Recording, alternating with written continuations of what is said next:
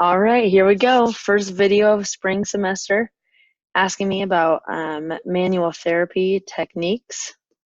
First question was, how was I taught different techniques?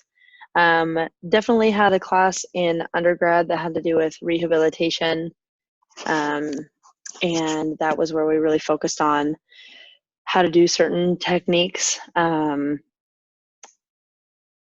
But I don't know that I retained as many. I can't differentiate like when I learned certain techniques and when I didn't. So the other way that I've learned different techniques is by attending classes at district meetings, at state meetings. I've only been to one national conference, but those I usually sign up for a 2-day workshop, one before and one after the meeting is over. And that's taught me some techniques that are very fresh in my mind that I usually get updated on every couple of years, just how it's kind of worked out. Um, how do I integrate those into practice? One of the therapies that I have really focused on was called um, passive release technique. And he went through the whole science of it and then showed us how to do it.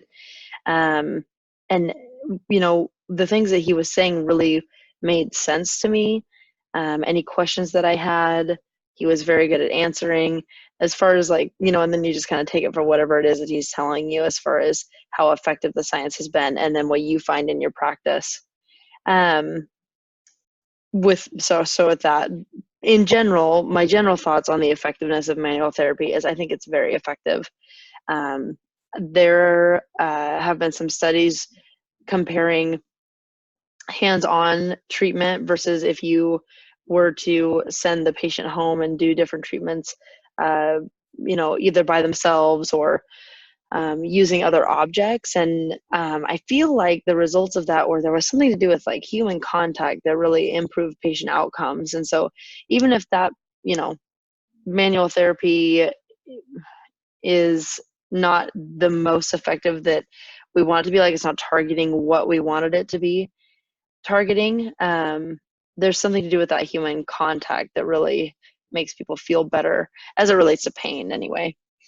So manual therapies that I'm currently using, passive release technique, joint mobilization, are the two main ones that come to mind. I'm sure those are the massage.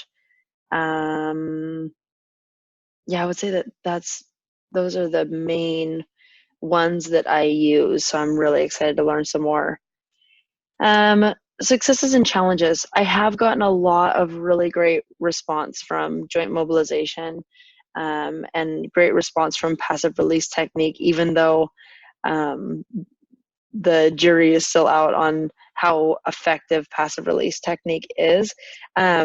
Some challenges that I have faced is that that those manual therapies aren't always effective for every person. Um, I feel more success rate with joint mobilization than I do with passive release technique. However, it doesn't last as long as I would like it to last, or maybe sometimes it doesn't last as long as it was advertised to have last. So that's a little frustrating because you're spending more time and effort repeating the same measures that need to happen every single day, which can sometimes just be exhausting depending on how long you need to do them. For example, like a cross-friction massage, if you're sitting there, even doing it for a minute is really, really hard. And if you keep applying that to all these different people, it is wearing. So those are the challenges that I faced.